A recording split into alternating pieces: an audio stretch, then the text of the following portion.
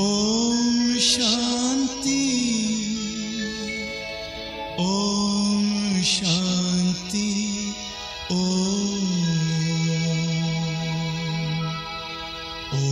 शांति, ओम शांति, ओम शांति, ओम शांति, ओम शांति, ओम शांति। ये ध्वनि मंगल ध्वनि है।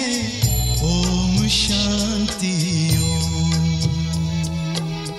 ओम शांति, ओम शांति,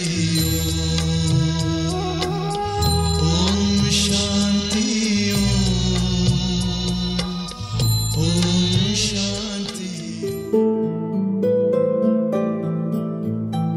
ओम शांति। योग हमारी जीवन शैली है। जब योग को हम अपने जीवन में शामिल करते हैं, अपने कर्मों में शामिल करते हैं, तो हमारा जीवन खुशहाल बन जाता है। इस संदेश को जन जन तक पहुंचाने के लिए इंटरनेशनल डे ऑफ योगा के उपलक्ष्य में 7 दिवसीय प्रोग्राम सीरीज़ आपके लिए रखा गया है। इस सीरीज़ में आप सबका पुनः स्वागत करते हैं। आज के दिन का विषय है इमोशनल स्टेबिलिटी। विपरीत परिस्थितियों में हमारे मन के अंदर उत्पन्न होने वाले अनेक भावनाओं को, अनेक इमोशंस को योग के द्वारा हम कैसे कंट्रोल कर सकते हैं और उस परिस्थिति के समय हम अपने इमोशंस को कैसे स्टेबल बनाए रख सकते हैं, इस पर प्रकाश डालने के लिए हमारे बीच में आज है डॉक्टर अवधेश शर्मा जी। भ्राता डॉक्टर अवधेश शर्मा जी का ब्रीफ में इंट्रोडक्शन इस प्रकार से है। आप MBBS है, MD है, डिप्लोमा इन साइकोलॉजिकल मेडिसिन है, आप कंसल्टेंट साइकेट्रिस्ट हैं, Indian psychiatric societies task force on spiritualism and mental health के आप चेयरपर्सन हैं।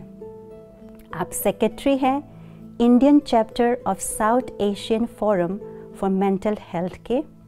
आपके कई प्रोग्राम्स दूरदर्शन में प्रसारित होते रहते हैं। आप एक इंटरनेशनल स्पीकर हैं, राइटर हैं, मेडिटेटर हैं।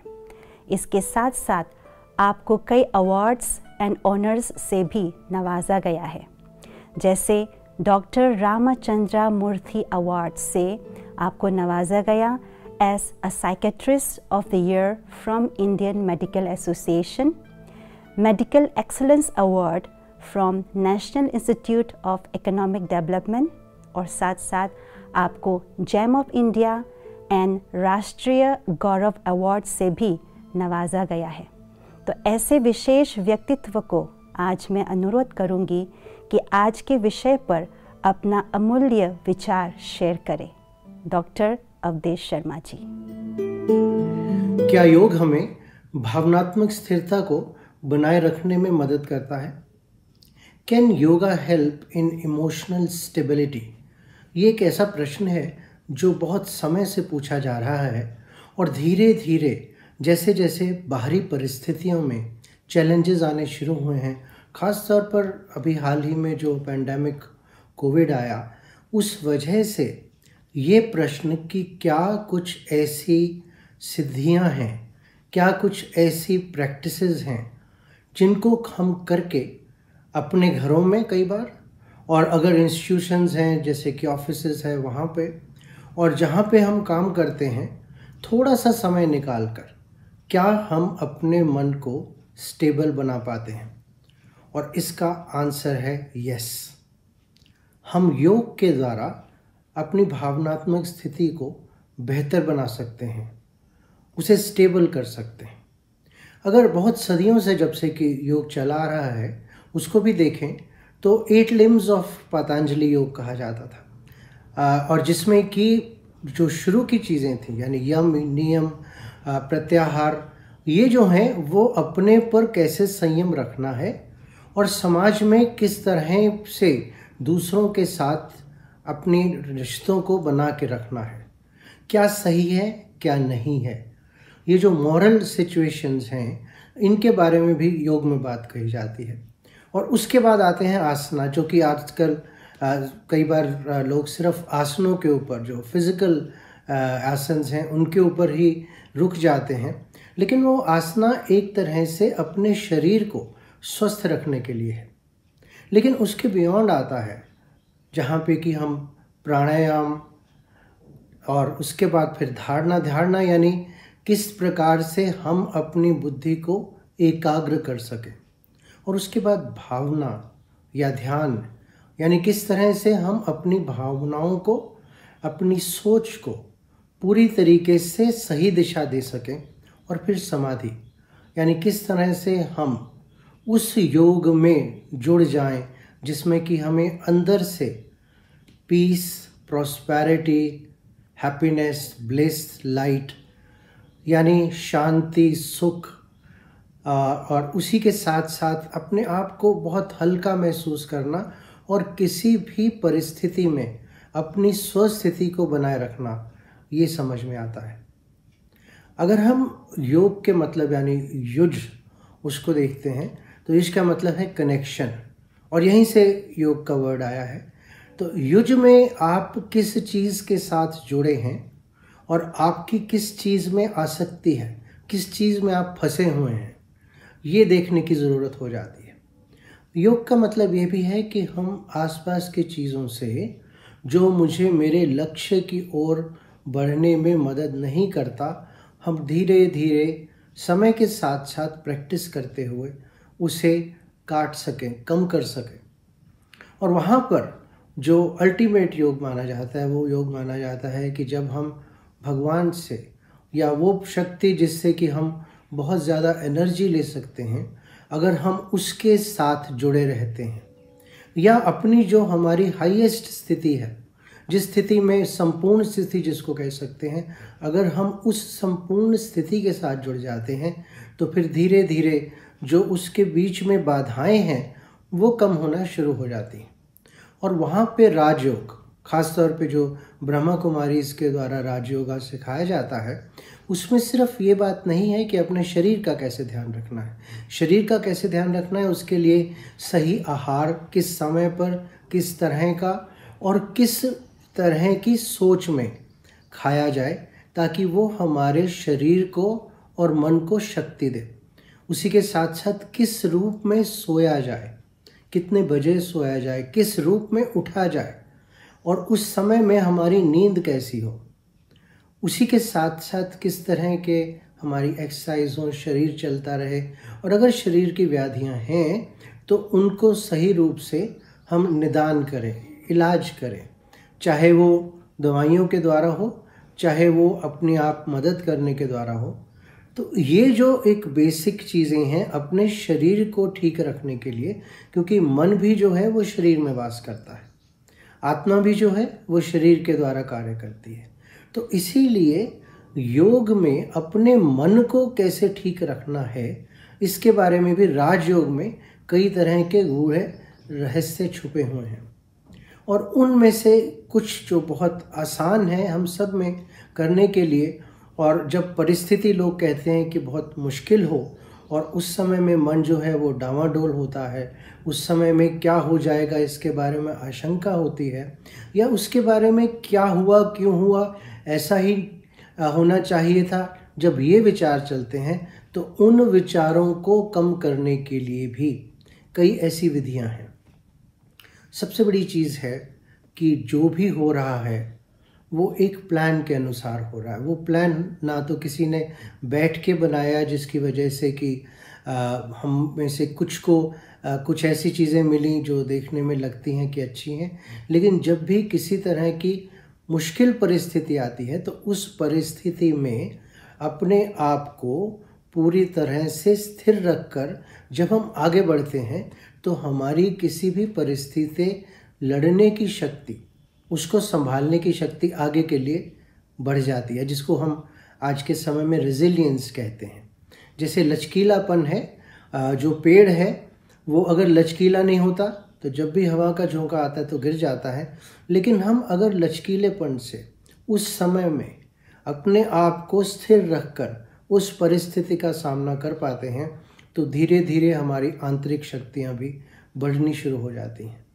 कई बार ये बात उठती है कि जब आसपास इतनी मुश्किलें हो रही हों तो अपने आप को कैसे स्थिर रखा जाए।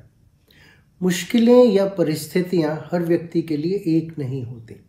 उसी परिस्थिति में कुछ लोग ज़ीरो से हीरो बन जाते हैं और कुछ ऐसे लोग हैं जो टूट जाते हैं।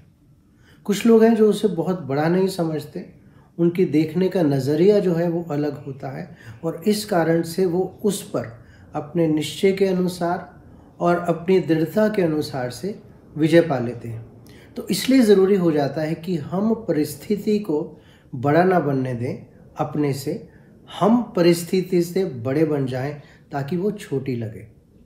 और उसके लिए जितना हो सके रोज़मर्रा की ज़िंदगी में अगर हम कुछ चीज़ों का पालन कर सकते हैं तो योग के द्वारा हम बहुत बखूबी अपने आसपास की किसी भी परिस्थिति में और उसके बाद अपने आप को संपूर्णता की स्थिति में ले जाने के लिए कारगर सिद्ध कर सकते हैं।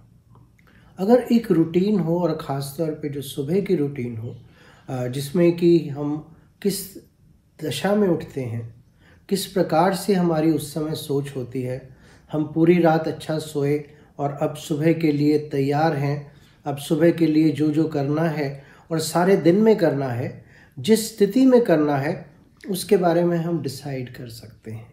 और अगर वो डिसीजन हमारा अच्छा होगा तो जैसे कि दिन में सारा दिन में क्या क्या काम करने हैं, उसके बजाय अगर कामों में स्थिति को क्या बरकरार रखना है, इस स्थिति में अगर हम उठते हैं तो हमारा पूरा दिन, क्योंकि दिन में क्या क्या स्थितियां आनी हैं हमें नहीं जानते, हम प्लान कर सकते हैं कि आज का मेरा दिन ऐसे ऐसे होगा, ये काम करेंगे, उनसे मिलेंगे, लेकिन कई बार परिस्थितियां बिल्कुल अलग हो जाती हैं और रोज़ हम देखते हैं अपनी ही ज़िंदगी में कि ऐसा होता है। और उस समय में अगर हमारा मन स्थिर है तो उस स्थिरता की वजह से हम बखूबी भी कोई भी चेंज आए, बदलाव आए, कोई भी नई बात आए जिसके लिए हम प्रिपेयर नहीं हैं, लेकिन अगर हम स्थिति में अच्छे हैं तो हमारी सोच, हमारी भावना वो स्टेबल रहेगी और उसके वजह से हमारे एक्शंस और भी स्टेबल हो जाते हैं। और उस समय में बहुत ज़रूरी बात ये भी समझने की है कि अगर हम परेशान हैं, कंफ्यूज्ड हैं, तो हमारी निर्णय लेने की शक्ति जो है वो भी कम हो जाती है। तो किसी ने कुछ कहा और मैंने एकदम रिएक्ट किया, या कोई नए चेंज आए और उसके बारे में सोच नहीं पाया, तो इस कारण से जो मेरी शक्तियां हैं वो कम हो जाएंगी, कंफ्यूज्ड हो जाऊंगा और उस कंफ्यूजन के कारण जो जो कर सकता हूँ वो भी शायद नहीं कर पाऊंगा। तो इसलिए सुबह की जो स्थिति है और वहाँ पे राजयोगा में जो सुबह की स्थिति को बनाने के लिए, जिसको अमृत वेला कहते हैं, यानी भगवान से योग, आज मैं किस स्थिति में हूँ और अगर किसी कारण से मेरी स्थिति थोड़ी डामाडोल है तो उसको कैसे हमने स्टेबलाइज करना है, उसके लिए अपने आप को कुछ तरह की एफर्मेशंस जिनको कहा जाता है और कई तरह के सीन्स जिनको विजुअलाइजेशंस कह सकते हैं, उनको लाने से हमारी वो स्थिति सुबह सुबह ही बहुत अच्छी बन सकती है। और उसके बाद ज्ञान, जिसको कि मुरली कहा जाता है, जिसमें कि किस प्रकार से हम रोज़मर्रा के जीवन की स्थितियों में अपने आप को स्टेबल रख सकते हैं प्रैक्टिकल एग्जाम्पल्स के द्वारा। और जब हम पूरी तरह से फिर तैयार होते हैं अपने पूरे दिन को और अपने संबंधों को सही रूप से एक तरह से अपने आप को स्टेबल रख के, शांत रख के, खुशनुमा रहकर और किस तरह से अपने आप को और दूसरों को उसी स्थिति में रख सकें, जब हम अपना दिन शुरू करते हैं तो हमारे अंदर इतनी पावर होती है कि हम किसी भी तरह की स्थिति में इनर स्टेबिलिटी जिसको कहते हैं, आंतरिक जो हमारी स्थिरता है उसको बनाए रख सकते हैं। और वहाँ पर कुछ जो बेसिक प्रिंसिपल्स ऑफ लिविंग कह लीजिए कि मैं एक ट्रस्टी हूँ, इस समय में जो कार्य कर रहा हूँ वो मैं किसी अपने लिए नहीं कर रहा हूँ लेकिन समाज के लिए कर रहा हूँ, और जब आप उस प्रकार से कार्य करते हैं तो आप अपना बेस्ट तो देते हैं, लेकिन उसके लिए अपने आप को ना तो दोषी मानते हैं और ना अपने आप को बहुत ज़्यादा बढ़ाई चढ़ाई के साथ सोचते हैं। तो उस स्टेबिलिटी की वजह से हम जब थोड़ा सा हटकर उस परिस्थिति से भी डिसीजन लेते हैं तो वो डिसीजन सही होते हैं। जैसे कि एक डॉक्टर जो है या नर्स है, वो अगर व्यक्ति की जो पेन हो रही है किसी भी बीमारी की वजह से उसमें ही फंस जाएगा तो फिर वो अपना कार्य ठीक नहीं कर पाएगा। और वहीं पे इसीलिए कई बार अपने आप को सारा दिन में चेक करने के लिए एक स्ट्रैटेजी है जिसको कहते हैं चेक एंड चेंज या SOSP, step back, observe and steer. यही चीज़ हम अपने विचारों के साथ भी कर सकते हैं। क्या मेरे विचार चल रहे हैं और क्या वो मुझे परेशान कर रहे हैं? अगर ऐसा हम थोड़ी समय बीच में चेक करते हैं तो फिर उसको देखने के बाद उसको क्या दिशा देनी है इसके बारे में भी डिसाइड कर पाते हैं।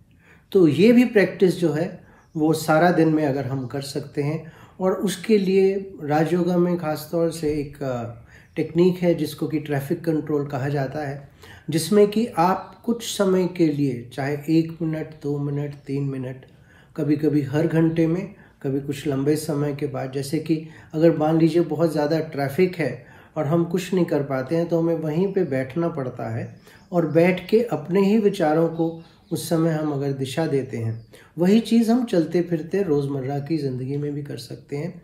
तो वो जो ट्रैफिक कंट्रोल में जिसमें कि हम अपने विचारों को सही दिशा देते हैं, वो दिशा जिससे कि मैं और मेरे आसपास वाले लोग पूरी तरह से स्टेबल रहें, खुश रहें और हमारे संबंध मधुर रहें। तो ये अगर कुछ चीज़ें हम रोज़ प्रैक्टिस करते हैं और फिर शाम के वक्त में सोने से पहले आज जो भी हुआ, जैसा भी हुआ, अगर कुछ सीखना है तो वो सीखा और उसके बाद हम आगे बढ़ गए।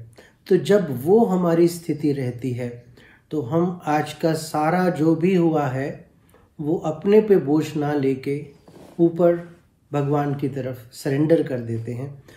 और जब हम सरेंडर करते हैं तो उसके बाद किसी भी तरह का बोझ, गिल्ट वो नहीं चलती, और उस वजह से अगले दिन हमारी स्टेबिलिटी जो है वो बहुत ज़्यादा सशक्त हो सकती है। और इसके लिए बहुत इम्पॉर्टेंट रहता है फुल स्टॉप लगाना। जो हुआ वो हुआ, जो सीखना था वो सीखा, अब उसके साथ एक नए रूप से मैं आगे के क्षणों की शुरुआत करूं।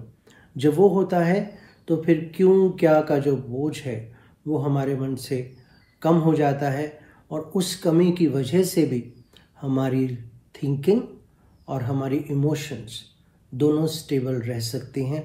और यही आज के और आने वाले समय में सबसे बड़ी हम सब के लिए ज़रूरत है। बहुत बहुत धन्यवाद आदरणीय डॉक्टर अवधेश शर्मा जी का। आपने हम सब के समक्ष आज के विषय को बहुत सुंदर रीति से स्पष्ट किया। अभी मैं अनुरोध करती हूँ राजयोगिनी ब्रह्म कुमारी उर्मिल बहन जी को कि वे हम सब को गाइडेड मेडिटेशन के द्वारा राजयोग की अनुभूति कराए, जिस अनुभूति से हम अपने मन के इमोशंस को स्टेबल बनाए रख सके। राजयोगिनी ब्रह्म कुमारी उर्मिल बहन, आप 35 वर्षों से ब्रह्म कुमारी संस्था में समर्पित रूप से सेवाएं दे रहे हैं। एकेडमिक स्टडीज़ में आपने दिल्ली यूनिवर्सिटी से मास्टर डिग्री प्राप्त किया है। ईश्वरीय सेवा में समर्पित होने से पूर्व बैंक ऑफ इंडिया में आपने 16 वर्ष तक अपनी सेवाएं दी। आप पिछले 30 वर्षों से कई ट्रेनिंग प्रोग्राम्स एंड वर्कशॉप को कंडक्ट करा रहे हैं, specially for students, PSU officials and management executives. Brahma Kumaris के sister concern Rajyoga education and research foundation के एडमिनिस्ट्रेटिव विंग के आप जोनल कोऑर्डिनेटर हैं, और साथ साथ भारत के प्राचीन राजयोगा की टीचिंग्स को आपने देश विदेश में जाकर के फैलाया है। तो ऐसे हमारे राजयोगिनी उर्मिल बहन से अनुरोध करती हूँ कि हमें योग अनुभूति कराए। उर्मिल बहन जी। ओम शांति। सभी आराम से बैठ जाएं ताकि आपका शरीर और मन के विचारों की गति धीमी हो जाए।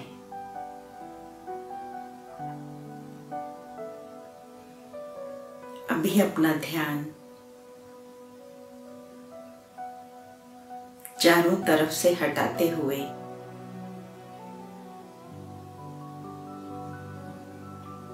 आंखों के मध्य भ्रुकुटी के बीच में अपना ध्यान फोकस करें। The space between the two eyebrows.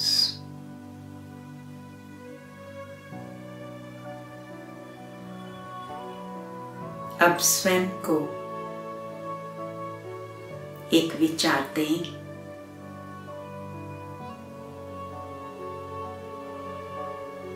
मैं एक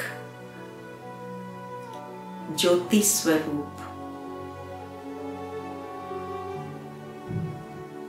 आत्मा हूं।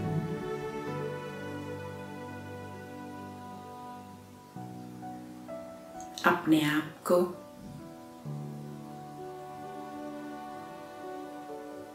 एक शाइनिंग स्टार के रूप में देखें।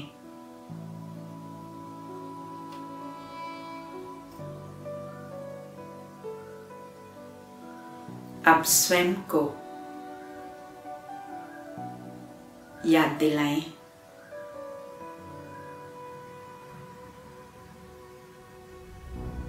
प्रेम और शांति मेरे अनादि गुण हैं।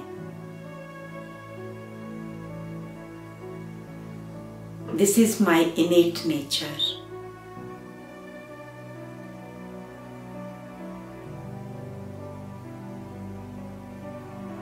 अपने आप को इस स्वरूप में स्थित कर लें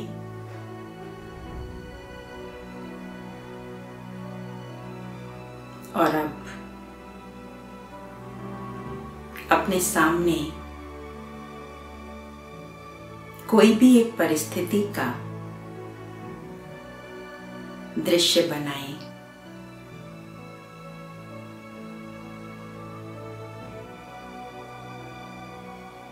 और स्वयं को उस परिस्थिति में शांति और प्रेम से व्यवहार करता हुआ देखें।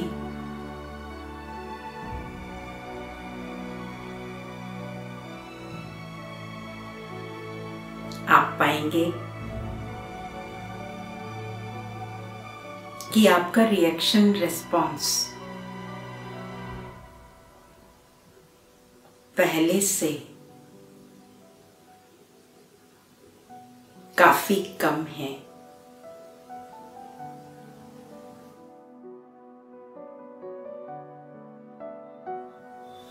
कम से कम दिन भर में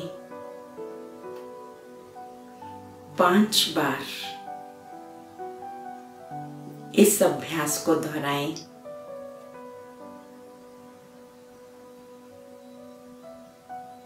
और आप पाएंगे कि आपकी इमोशनल स्टेबिलिटी धीरे धीरे बढ़ती जा रही है।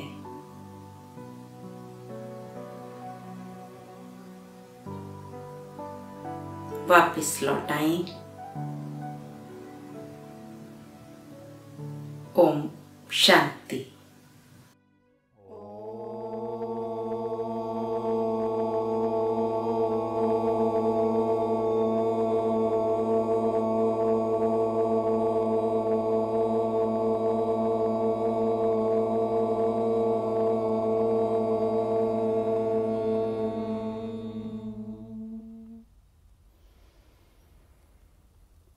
Oh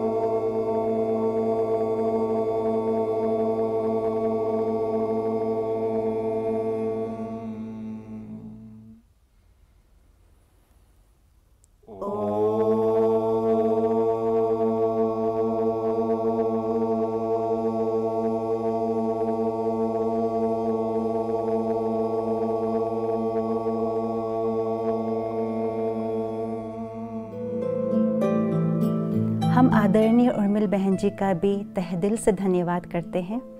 आपने राजयोग के अभ्यास द्वारा हमें शांति और शक्ति की अनुभूति कराई। तो ऐसे ही समय प्रति समय हम राजयोग का अभ्यास करते रहें, जिससे हमारे मन के अंदर चलने वाले विचारों को हम श्रेष्ठ बना सके और मन के इमोशंस को हम चैनलाइज कर पाए, ताकि आने वाली परिस्थितियों को हम अपने शक्तिशाली मन द्वारा सामना कर सके और अपने इमोशंस को स्टेबलाइज कर सके। साथ ही साथ व्यर्थ और नकारात्मक चिंतन जो हमारे मन को कमज़ोर कर देते हैं, उसे अवॉइड करते रहें। तो इसी के साथ हम आज के एपिसोड को यहीं पर ही समाप्त करते हैं। कल के एपिसोड में हम राजयोग के और गुह्य राजों के बारे में जानेंगे। तो इंतज़ार करें कल के एपिसोड का। तब तक के लिए धन्यवाद। ओम शांति।